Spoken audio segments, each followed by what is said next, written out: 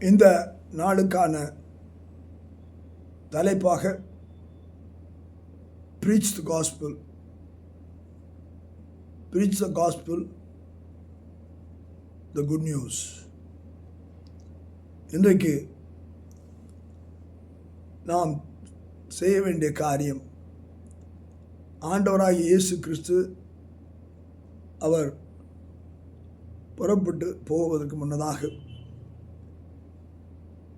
மத்தேயு எழுதின சுவிசேஷம் 28ஆம் அதிகாரம் 19ஆம் வசனத்தில் சொல்லப்பட்டவண்ணமாக, நீங்கள் புறப்பட்டு போய் சகல ஜாதிகளையும் சீஷராக்கி பிதா குமாரன் பரிசுத்தாவின் நாமத்தினாலே அவர்களுக்கு ஞானஸ்நானம் கொடுத்து நான் உங்களுக்கு கட்டளையிட்ட யாவையும் அவர்கள் கைக்கொள்ளும்படி அவர்களுக்கு உபதேசம் பண்ணுங்கள்.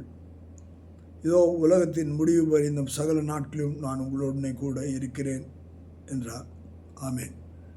இந்த வசனம் நமக்கு மிகவும் பரிச்சயமான ஒரு வசனம். ஆண்டவர்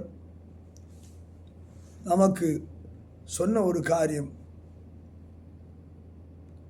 நல்ல செய்தியை சொல்லும்படியாக உலகத்திலே நம்மை வைத்திருக்கிறார்.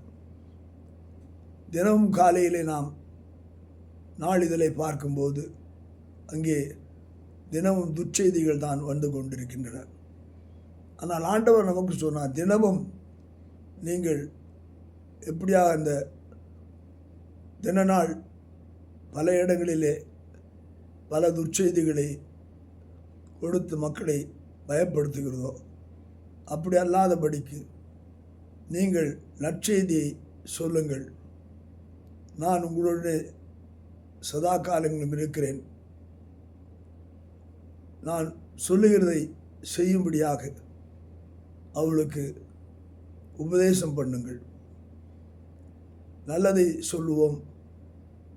கர்த்தரை மக்களுக்கு நல்ல செய்தியாக அறிவித்து மக்களை வழி நடத்துவோம்.